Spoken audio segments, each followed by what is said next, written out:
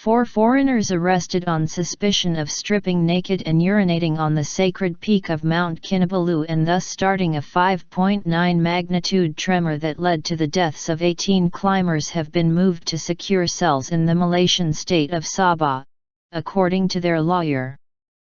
Ronny Cham told Anadolu Agency on Thursday that he had submitted a request to the local magistrate to isolate the tourists from other detainees citing safety reasons. "I've asked the magistrate to grant them separate cells to guarantee their safety as they are foreigners, and my request was approved," he said in a text message. The 2 women and the 2 men will be held in cells separated from other detainees at the Kota Kinabalu police station. Although the 4 have been charged with indecency, it's the location of the act that has caused the most outrage. Sabah's indigenous Anadolu people believe that Kinabalu at 4,095 meters, Southeast Asia's highest peak, is sacred and carries the spirit of their ancestors. The area's Deputy Chief Minister, Tan Sri Joseph Parangkitingan, has blamed the June 5 quake on the tourists' sacrilegious act, and called for them to be brought to a native court and charged according to local customs.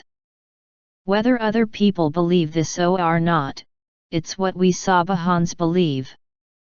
When the earthquake happened, it's like a confirmation of our beliefs," he said in a June 6 press conference to announce the death toll following the quake.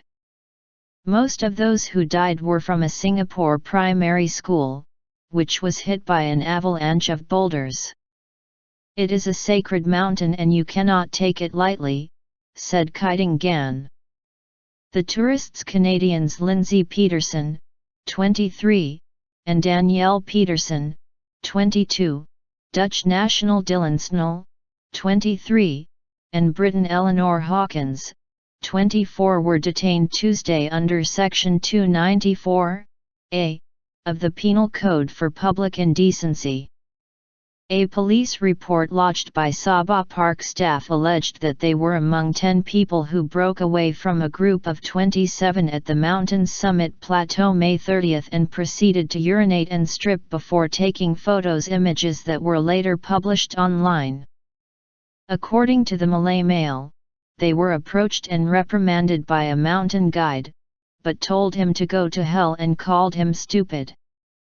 6 days later, the quake struck near the mountain, killing the 18 climbers.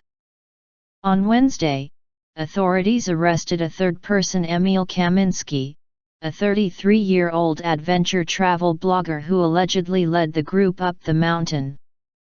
After posting a photo allegedly showing him posing nude atop the peak, Kaminsky and the 9 others were accused of desecrating a holy site, insulting a culture and causing the deadly earthquake. "I will kill you, stupid," was one of the thousands of responses on Kaminsky's Facebook pages. "You will pay for what you have done," wrote another. "Just you wait." The tourists have been remanded for 4 days beginning Thursday by Ranau-based magistrate Zul Elmi to facilitate investigations into the alleged offence. It carries a sentence of up to 3 months jail or fine, or both if convicted. In the press conference that followed the quake, Kitingan said he had had a premonition during breakfast that week that something bad was going to happen.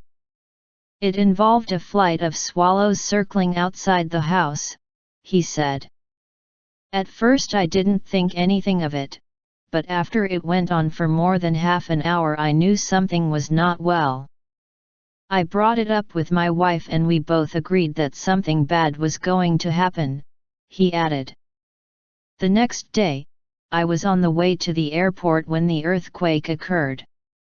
He stated that there is almost certainly a connection between the quake and the tourists' behavior.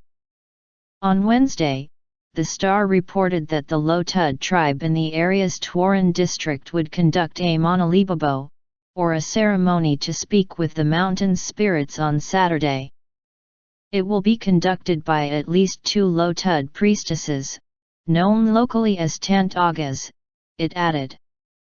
We would like to know if the acts of desecration on the mountain had anything to do with the earthquake, said Tuaran native chief Sanaban Amphila.